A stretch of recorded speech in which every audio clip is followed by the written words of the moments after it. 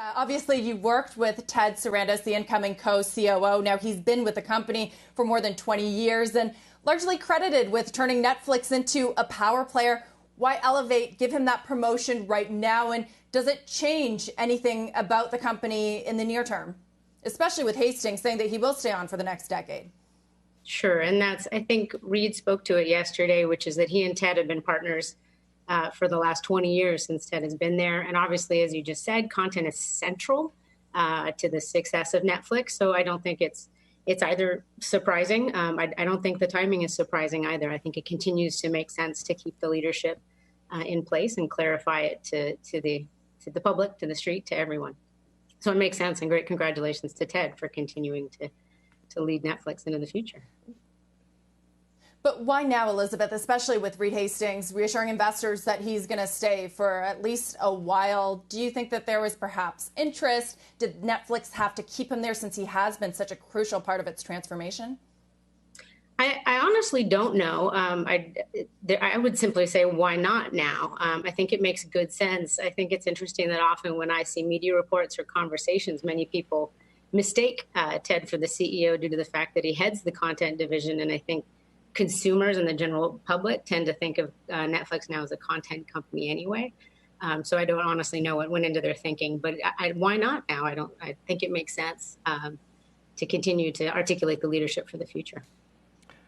Elizabeth, good morning. It's John. So has Disney Plus impressed you?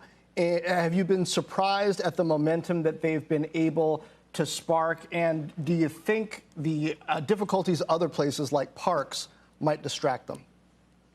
Hi, John. Great to talk to you. So I think obviously Disney's having a challenge across multiple levels of their business. As you mentioned, the parks. It's a challenging time across networks. Obviously, they own ESPN as well. Very challenging to run a sports network when there's no sports being played. So Disney's having some challenges, but absolutely I've been impressed by Disney Plus. I think the response from consumers reinforced why they went into a direct-to-consumer model with Disney Plus. Showing that brand resonates. People love Pixar entertainment. They love Marvel.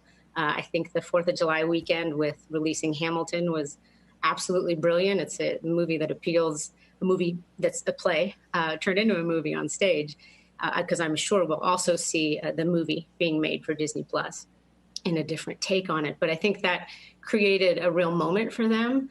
I think the challenge, if I look at Disney Plus, the really tough part, and my expertise is in the world of content, is how you create an attraction for people to continue staying with Disney Plus. What do you watch after Hamilton? What's next? And they, of course, have a really strong library, incredible film library, and are building up their television offering with shows like The Mandalorian.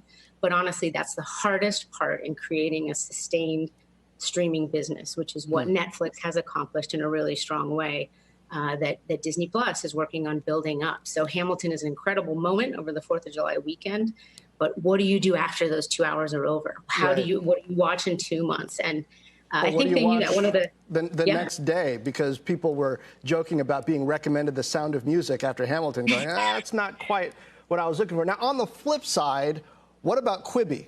Why hasn't that worked, at least not yet, and what can the rest of the industry learn from it?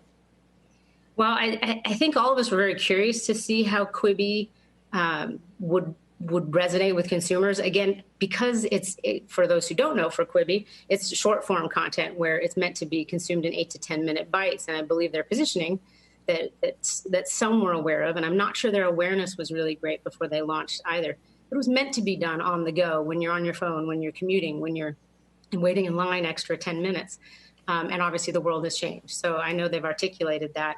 But again, someone from the content world, the challenge in storytelling, in telling a story that's in 8-minute bites versus a world where we've gotten actually more accustomed to serialized television, where you watch an hour after hour, where you fall in love with the story and the characters. And if anything, the world has now, since the pandemic, turned to, I'd like something that takes up 12 hours of my time and transports me into another world. I don't know that I only want 8 minutes. So Quibi had some challenging timing. I don't know how much of that would have still happened due to the differential type of storytelling. If people want short form, there's TikTok, there's YouTube, there's a lot of great short form out there. And Quibi was trying to bring a professional aspect with with high name talent and a different level of execution. And I'm not sure we're seeing that consumers are responding to that the way they hoped.